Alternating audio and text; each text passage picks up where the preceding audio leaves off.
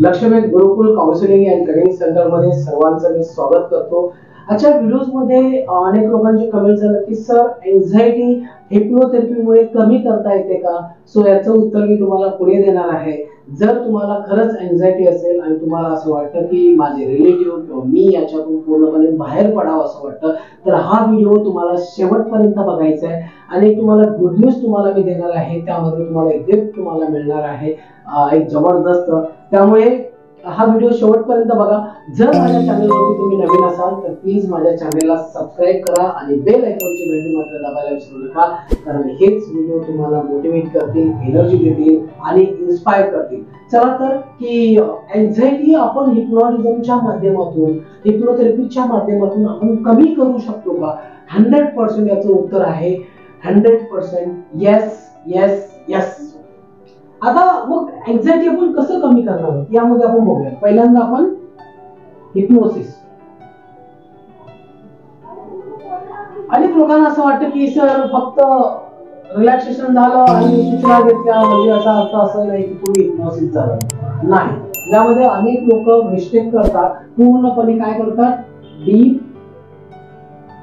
Sleep मध्ये, trans मध्ये जातात। आता इथे काय होतं, जेवढं गाढ झोपेमध्ये गेलात ना की जेवढं तुम्ही अवेअर नाही आहेत ना, अवेअर म्हणजे सूचना देताना, तर त्याचा काहीच फायदा होत नाही। जे डीप स्लीप मध्ये जाऊन सूचना घेण्यापेक्षा जर तुम्ही अवेअर राहून फर्स्ट व सेकंड लेवल मध्ये जर तुम्हाला त्याचा इम्पॅक्ट जास्त मिळायला लागेल। एक लक्षात घ्या, ठीक आहे, आलं लक्षात? त्याचा इम्पॅक्ट तुम्हाला जास्त मिळायला लागेल। मग तुम्ही हिप्नोसिस मध्ये एन्झायटी कसं कमी करणार? कारण आजकाल एन्झायटी म्हणजे असं झालेलं आहे, अशा अनेक केसेस आमच्याकडे येतात, सर मला छोट्या छोट्या गोष्टीवरून भीती वाटते, मी हे करतो, मला खूप राग येतोय, मला खूप एन्झायटी, मला कुठले एक छोटासा एक विचार आला की त्या विचाराबद्दल मी काळजी करायला लागते किंवा लागतो, चिंता वाटते, आता काय करू, फ्युचरची काळजी वाटते, सो एवढ्या अशा गोष्टी याच्यामध्ये लिस्टमध्ये येतील ना की तुम्ही विचार नाही करू शकणार। मग ही एन्झायटी कसं कमी करता? तुम्ही घरी बसल्या कमी करू शकता हिप्नोसिसच्या माध्यमातून। मग काय करायचं ते तुम्ही नोट डाऊन करा। आता तुम्ही रिलॅक्स झालेला आहात असं इमॅजिन करूया आणि तुम्ही एका रूम मध्ये बसलेला आहात। एक सुंदर असं म्युझिक तुम्हाला लावायचं आहे, जे तुम्हाला युट्यूबला मिळतं। चांगली अगरबत्ती तुम्हाला छानपैकी एक बॅकग्राऊंड म्युझिक, अगरबत्ती असं लावून तुम्हाला ते वातावरण तयार करायचंय घरामध्ये। आणि मग सुरुवातीला काय करायचंय, तुम्हाला तुमचं शरीर पूर्णपणे रिलॅक्स करायचंय।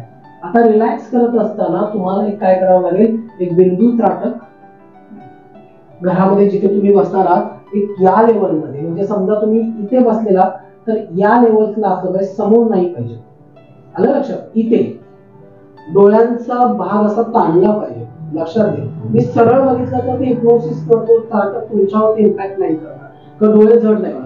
त्याचा सिंपल याचा साधा अर्थ आहे की तुमचे डोळे जड झाले पाहिजेत, थकले पाहिजेत, म्हणून थोडंसं वरती बघण्याचा प्रयत्न करायचा, ठीक आहे। ही पहिली स्टेप झाली। ही दुसरी स्टेप झाली, रिलॅक्स करायचं।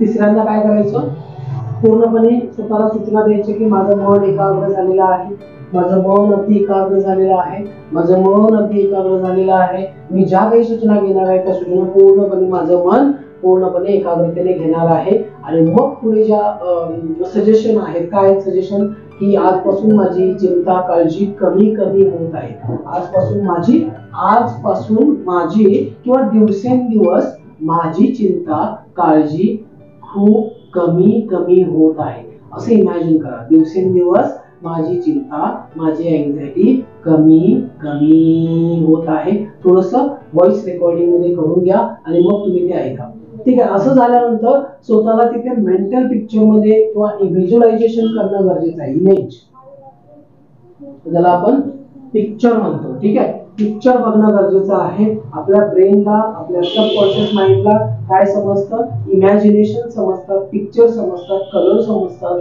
त्यामुळे ते जास्त आपल्या सबकॉन्शियस माइंड मध्ये जाण्यासाठी काय करतं, लगेच तुम्हाला ते हेल्प करतं। आणि ठीक आहे, आणि अशा पद्धतीने पुन्हा तुम्ही याच्यामध्ये सुद्धा काउंटिंग करू शकता। इथे झाल्यानंतर काउंटिंग करू शकता। मी आता 10 to 1 नंबर काउंट करतोय आणि जसजसा नंबर कमी कमी होत जातोय तसं माझी झोपेची गुंगी अगदी वाढत वाढत जाते. इथे तुम्ही काय केलं, त्याला कन्फ्युज केला. तुम्ही 10 ते 1 अंक कमी कमी होत जातील तसं माझी झोपेची गुंगी अधिक अधिक वाढत जाईल. माइंडला, सबकॉन्शियस माइंडला वेळ देऊ नका, त्याला कन्फ्युज करा आणि मग तुम्ही त्या पद्धतीने आणि अजून डीपली जाण्यात मग तुम्ही 50 ते 20 बोलू शकता किंवा 50 ते 1 अंक करू शकता. इथपर्यंत काउंटिंग करा. जसं मी आता 1 बोलेन त्यावेळी मी अजून डीप सेल्फ हिप्नोसिस मध्ये जाईल, अजून मी डीप हिप्नोसिस मध्ये जाईल आणि या पद्धतीने मग तिथे तुम्ही काय करा, स्वतःला डीप ब्रीथिंग थोडंसं करा 1 2 ते 4 वेळा आणि मग स्वतःला बोला की दिवसेंदिवस माझी चिंता, एन्झायटी खूप कमी कमी होत आहे.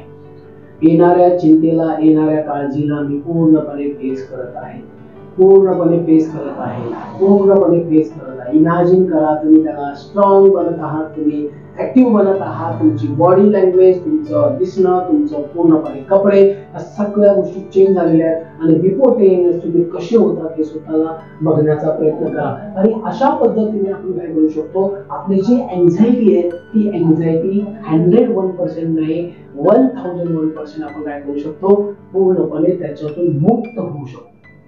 अशा अनेक केसेस आमच्याकडे आल्या होत्या ज्याद्वारे आम्ही हिप्नोसिसच्या माध्यमातून त्यांना पूर्णपणे बरं केलेलं आहे.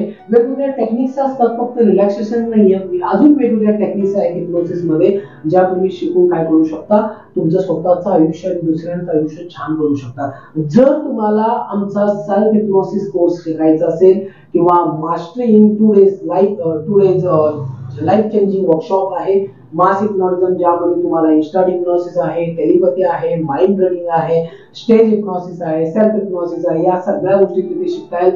तिसरा आहे मंत्रा मॅग्नेटिझम आहे, चौथा आहे गॅन्डम आहे, पाचवा आहे क्लिनिकल सर्टिफाईड क्लिनिकल हिप्नोथेरपी तुम्ही शिकू शकता. अशा 4-5 स्टेज आहेत ज्या तुम्ही शिकून एक जबरदस्त स्वतःचं आयुष्य छान बनवू शकता आणि कॉन्फिडेंटली सांगू शकता की I am a hypnotist, I am a hypnotist coach, I am a hypnotist coach, I am a hypnotist coach, I am a hypnotist coach. So wonderful. तुमची जास्त मी वेळ घेत नाहीये. अशाच पद्धतीने तुम्ही तुमचं स्वतःचं आयुष्य छान घडवा आणि दुसऱ्यांनाही थोडंसं हेल्प करा, जेणेकरून तुम्ही आपण जिथे ह्या पृथ्वी तलावर आलोय, आपलं एक कर्तव्य आहे की आपण दुसऱ्यांना हेल्प करणं गरजेचं आहे. आणि जर तुम्हाला असं वाटतं की अशा अनेक व्यक्ती एन्झायटी मध्ये आहेत तर हा व्हिडिओ नक्की तुम्ही अनेक लोकांपर्यंत शेअर करा, जेणेकरून त्यांचं आयुष्य खूप छान आणि सुंदर बनेल. आणि मी आशा करतो की परमेश्वराकडे तुमचं आयुष्य खूप छान, आनंदी आणि सुखी जावं आणि तुमची जी काही स्वप्न आहेत ती लवकरात लवकर पूर्ण हो अशी मी ईश्वर चरणी प्रार्थना करतो आणि इथेच मी रजा घेतो. जय महाराष्ट्र, जय शिवराय.